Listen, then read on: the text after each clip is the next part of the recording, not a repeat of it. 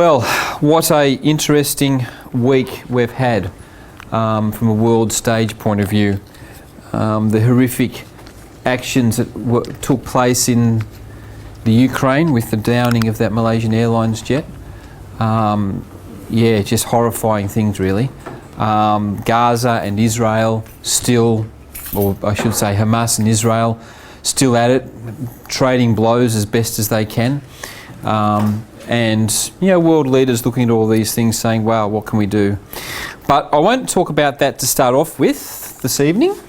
What we want to carry on in the first half of our discussion this evening is I want to use chapter 11 of Daniel, and particularly verse 40, as a bit of a springboard to have a look at a series of chapters, Ezekiel 37, Ezekiel 38 and Ezekiel 39, to give us a bit of an overview of some prophecies that have occurred in Ezekiel 37, some prophecies that are yet to occur in Ezekiel 37, as a bit of a lead in to what Jared's going to talk about by way of what's happening in the nations around us at the moment, and Ezekiel 38. And also want to have a look at Ezekiel 39 because it's got some really powerful and interesting things in there for us. So really wanting to tie a bit of this together. So Ezekiel 37, the rebirth of Israel, particularly, but also want to have a look at the second half of Ezekiel 37.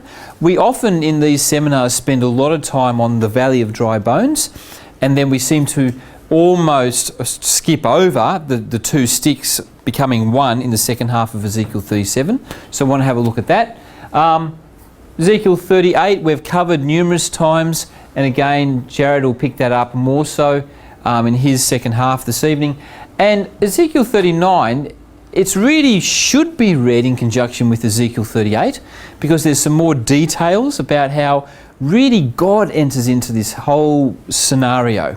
And to me that was the biggest thing that came out of Ezekiel 39 when I had a look at it again in preparation for this evening, was really just how great God is and how much He Himself is going to be vindicated by the events that are going to take place.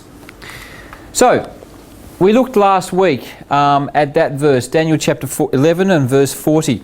Now you've got your sheets here of Daniel chapter 11 and verse 40 onwards. Has everyone got a copy of those? No? Do you want to sort that out for us please, Jenna?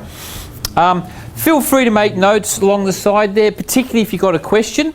Pop your questions down so we don't miss the question and we can come back to it later on. Now, Jared made an interesting comment last week. Now, last week I talked about the first half of Daniel chapter 11, King of the South, King of the North.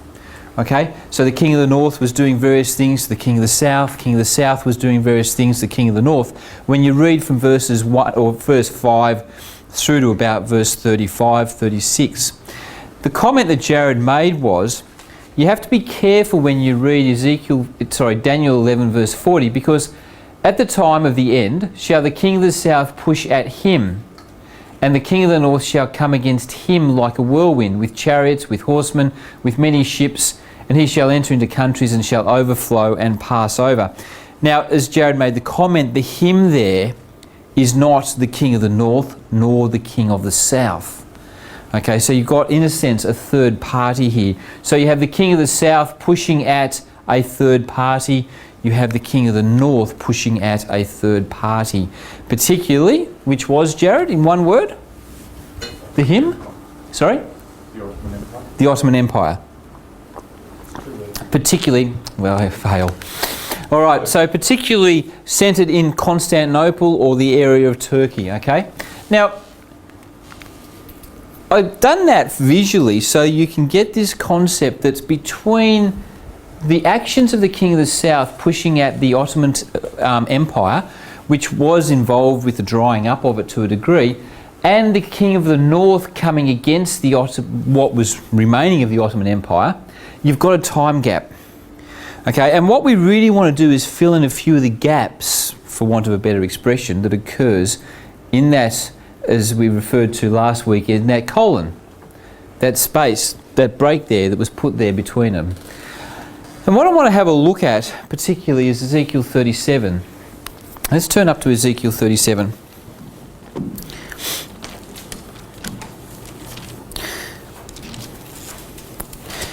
I made mention that Ezekiel 37 can really be divided into two sections.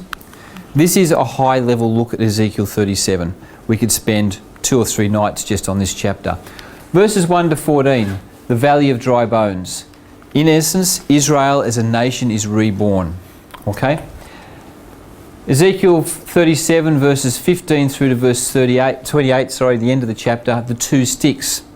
Okay, so Israel is joined together again. Okay, and we're going to have a look particularly at this 2 sticks concept, because there's some little interesting phrases that's used in Ezekiel 37 that tell us that hasn't yet been fulfilled. Partially has been fulfilled, but not yet in its entirety. So, Valley of the Dry Bones, Ezekiel 37 verses 1 to 14. If we were to read through that, we find the vision, the prophet's taking in a vision. He sees this valley of completely and utterly dry bones. Now, you can't have a more fitting example of absolute desolation than a set of dried bones. You know, we all have that vision of the cow that's dried in the dam that's run out of water, and all you've got is the skeleton that's there. When a bone is dry, there is nothing left in it. And that's exactly what we see in verse 11. Because he says unto me, Son of man, these bones are the whole house of Israel. So when we come to prophecy, just always remember we don't need to sometimes search very hard to understand prophecy. Because the vision is shown in verses 1 through to verse 10, and then it's explained for us. So the angel says, Son of man, these bones are the whole house of Israel. Behold, they say. In other words, the house of Israel says, our bones are dried, our hope is lost, we are cut off from our parts. Okay, so that's an expression that the house of Israel said. They said, at the time of Ezekiel, a little bit thereafter, they're saying, look, our hope is gone. We're completely cut off. We are like this valley of dry bones. But, verse 12, therefore prophesy and say unto them, Thus saith the Lord God, Behold, O my people, I will open your graves, I will cause you to come up out of your graves and bring you into the land of Israel. Now, he's not talking about a literal resurrection here. He's talking about a nationalistic resurrection. He's talking about the fact that he's going to say to the nation of Israel, you think you've got no hope. You think you're like these dry bones. Absolutely no hope whatsoever. He says, I'm going to, in effect, I'm going to open up your graves as a nation, and I'm going to bring you back to life. And he says there, I'm going to bring you into the land of Israel. And I don't think we should ever underestimate that. Because when Israel was reborn in 1948, there was a huge amount of discussion as to where they were going to put the Jews.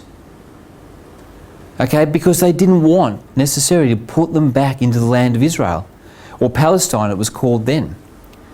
Because that was just going to create, they realised, that the United Nations realised, you put the Jews back in the land of Palestine, what are you going to do with the Arabs that have been there for hundreds of years?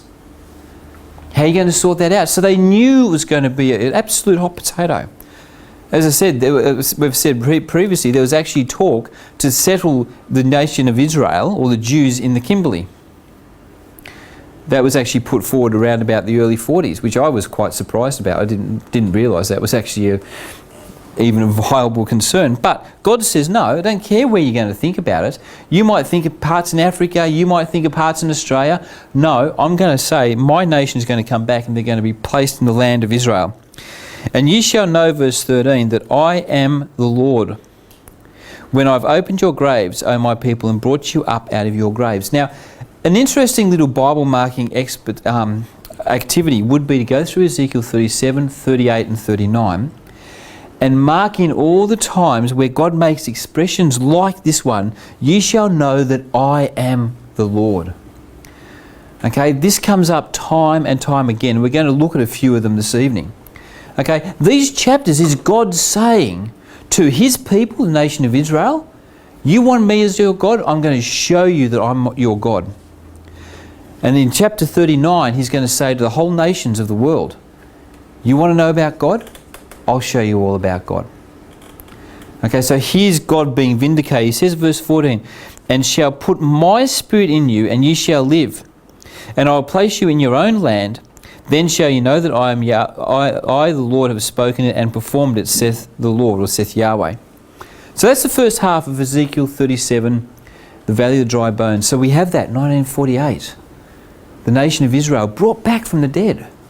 As far as I know, it is the only nation, ancient nation, that has been wiped out of political existence and brought back into political existence. Now, I might be corrected on that, but as far as I know, it's the only ancient political nation that's been wiped out completely, politically, but then brought back into existence. Now, the second half of Ezekiel chapter 37 is this idea of two sticks.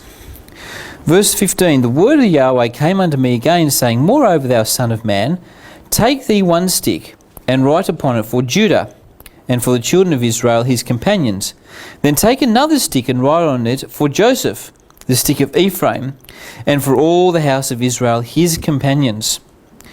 Okay, so he's saying, and this, God often does this, God asks the prophets to literally do things. So he said to Ezekiel, he said, take a stick, on one of them I want you to write Judah. Okay, on the other one I want you to write Joseph and Ephraim. Now that's exactly the split that occurred in the nation of Israel in the times after Solomon. They were rent into two, 10 tribes and 2 tribes, one bit known as Israel, one known as Judah.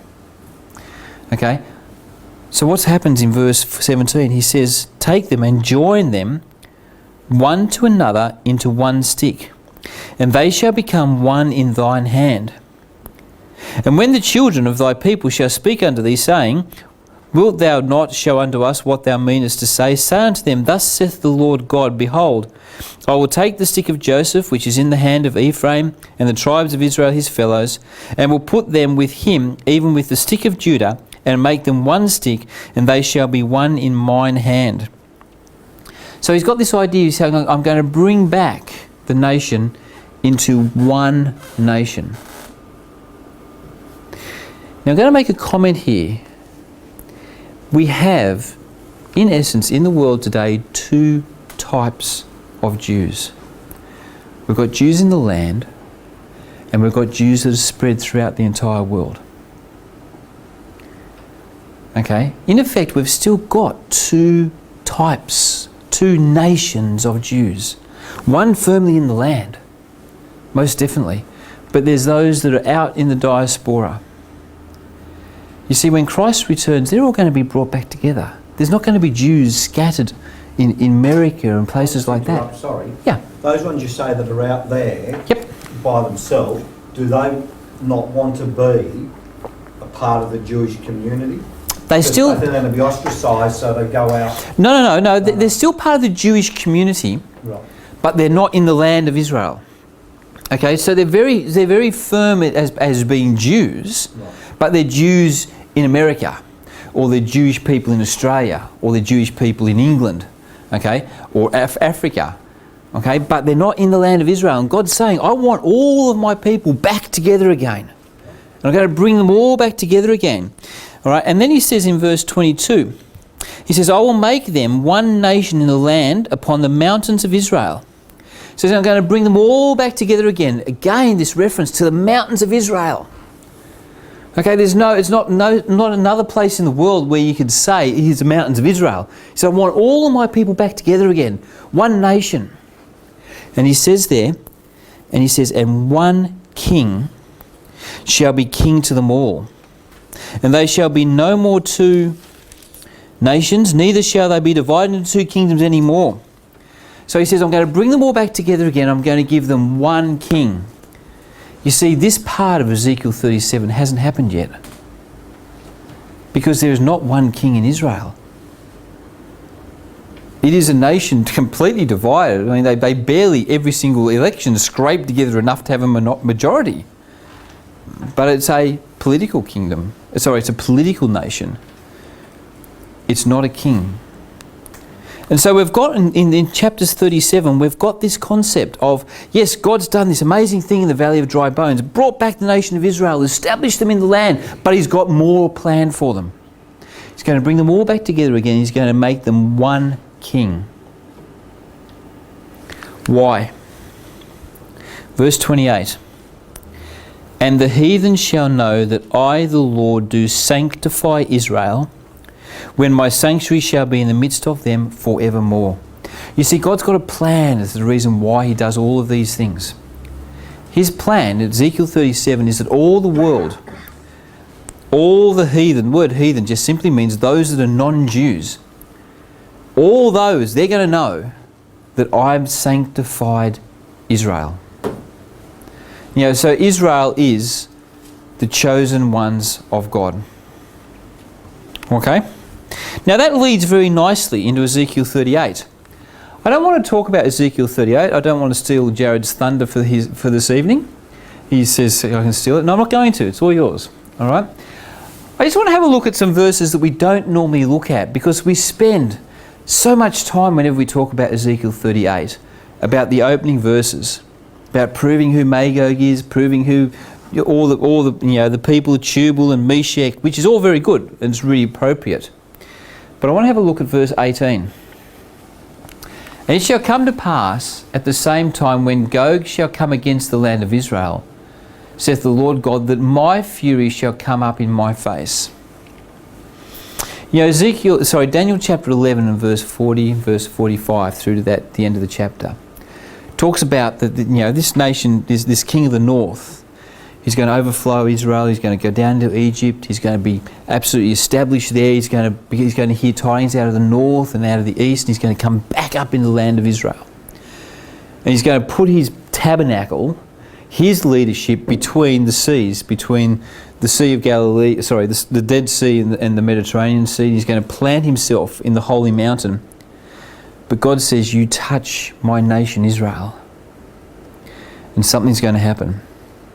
And we have all of these expressions of God as a literal person, and his expressions of fury coming up in his face, his anger, his jealousy. You touch Israel, and I'm going to get involved, says God. He says, in my jealousy and the fire of my wrath have I spoken. Surely in that day there shall be a great shaking in the land of Israel, which is the battle of Armageddon. You see, God's going to enter into this in a way that we've never seen before. You know, the battle of Armageddon is going to be absolutely phenomenal. But it's only the start. And that's one of the biggest things that we need to realise, is the fact that the battle of Armageddon is simply just the start of something that God's got greater in planned. You know, all the world's media talk about Armageddon. And there'll be lots of it at the moment going on. Particularly whenever there's a little hot spot in the Middle East, whenever the Palestinians and Israel start stashing it out, people start thinking of Armageddon. And they always paint it as if it's the end of the world. But Armageddon is just the start of God's kingdom. We need to keep that in mind. This concept of God entering into things in a way that is very, very open is stressed throughout these 3 chapters. In Ezekiel 37, God says, the heathen shall know that I'm the one that's actually sanctifying Israel. Okay? He says, I'm the one that's doing it. Everyone will know that Israel is important. Today, people mock the Jews as if they're the outcasts of the world. People either hate the Jews or they love them, but they're so much easier to hate. Okay, there's going to come a time where God's going to say, all the world's going to know that they are my people and I'm sanctifying them. I'm setting them apart. Is all the sanctifying means. In Ezekiel 38, let's have a read of that, verse 23. Thus shall I magnify myself and sanctify myself, and I'll be known in the eyes of many nations, and they shall know that I am the Lord.